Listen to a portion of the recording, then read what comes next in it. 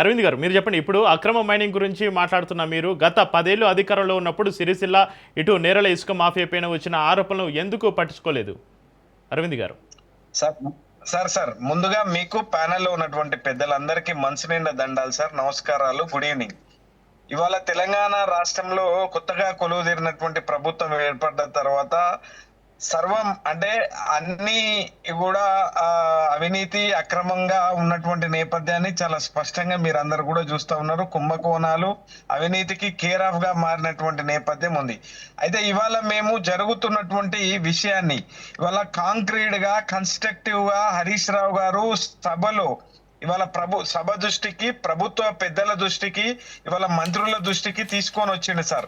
ఇవాళ రంగారెడ్డి జిల్లా కోత్వాల శంషాబాద్ మండలం కోత్వాలగూడలో ఇవాళ రేవంత్ రెడ్డి గారి ప్రభుత్వంలో గత 2 సందర్భాల లోపల తనిఖీ జరిగింది. ఫస్ట్ సారి పోయినప్పుడు 5,000 క్యూబిక్ మీటర్లు ఉండే, రెండోసారి విచారణ చేసినప్పుడు 11,000 క్యూబిక్ మీటర్లు ఉన్నది. తర్వాత వీళ్లకు ఎండిఏ లైసెన్స్ లేదు, ఎస్ఎఫ్ఈ లైసెన్స్ లేదు, సిఎఫ్ఓ లైసెన్స్ లేదు, తర్వాత ఇండస్ట్రియల్ కి సంబంధించినటువంటి పర్మిషన్లు కూడా వీళ్ళకు లేవు అని చెప్పి ఒక పూర్తి ఆధారాలతో హరీష్ రావు గారు పోయి మాట్లాడితే ఇవాళ అక్కడే తను పొంగిలేటి శ్రీనివాస్ రెడ్డి గారు, రాఘవ కన్స్ట్రక్షన్ సంబంధించినటువంటి పొంగిలేటి శ్రీనివాస్ గారు కూడా అక్కడే సభలో మంత్రి హోదాలో ఉన్నారు సార్. ఉంటే తను లేచి నేను సరే ఒకవేళ జరిగితే సవరించుకుంటా అని, లేదు ఉంటే అసలు జరగలేదని, ఇది నాది కాదు అని చెప్పి ఆయన మాట్లాడేటువంటి ప్రయత్నం చేయలేదు. ఇవాళ ఆయన మాట్లాడకుండా అక్కడే ఉన్నటువంటి శాఖ మంత్రి సార్ దయించి శాఖ మంత్రి అక్కడ వివేక్ గారు ఉండి ఆయన 1 కోటి రూపాయలు ఏమో కట్టిండ్రు అనేటువంటి పద్ధతిలో ఆయన చెప్పుకుంటూ వచ్చేటువంటి ప్రయత్నం చేసిండు. ఓవరాల్ గా మీరు ఈ ఎంటైర్ ఎపిసోడ్ చూస్తే ఇవాళ రేవంత్ రెడ్డి గారు అయ్యిందాన్ని ఆకిట్లో పెడతారు, కాందాన్ని కంచాన పెడతారు కదా సార్. దీనిపైన పూర్తి స్థాయిలో విచారణ జరిపించి ఇవాళ జరుగుతున్నటువంటి వాస్తవమా అవాస్తవమా, అక్కడ పర్మిషన్లతోని ఇవాళ వీళ్ళు కరెంటు తోని కూడా వీళ్ళు చేస్తలేరు సార్. వీళ్ళు డీజిల్ తోని కన్స్ట్రక్షన్ జరుపుతున్నారు.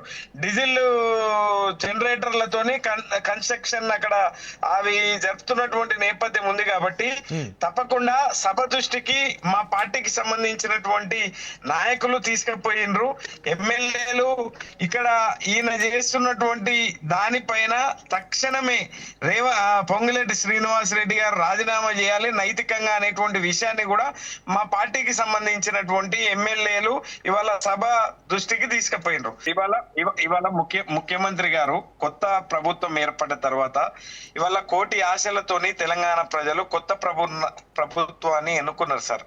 ప్రభుత్వం ఎన్నుకున్నప్పటికెళ్ళి ఇప్పటి వరకు కూడా అవినీతి కుంభకోణం కి కేర్ ఆఫ్ అడ్రస్ గా మారినటువంటి పరిస్థితి అయితే మీరు గమనిస్తా ఉన్నారు. ఆ పద్ధతిలోనే ఈ ప్రభుత్వం వివరిస్తా ఉన్నది. ఇవాళ నాడు పిసిసి అధ్యక్షుడు గారు చెప్పినటువంటి మాటలేంది, నేడు ముఖ్యమంత్రి గారు అవలంబిస్తున్నటువంటి విధానం ఏంది అనేటువంటి విషయాన్ని ఇవాళ క్షేత్ర స్థాయిలో ఉన్నటువంటి తెలంగాణ ప్రజలందరూ కూడా గ్రహిస్తా ఉన్నారు.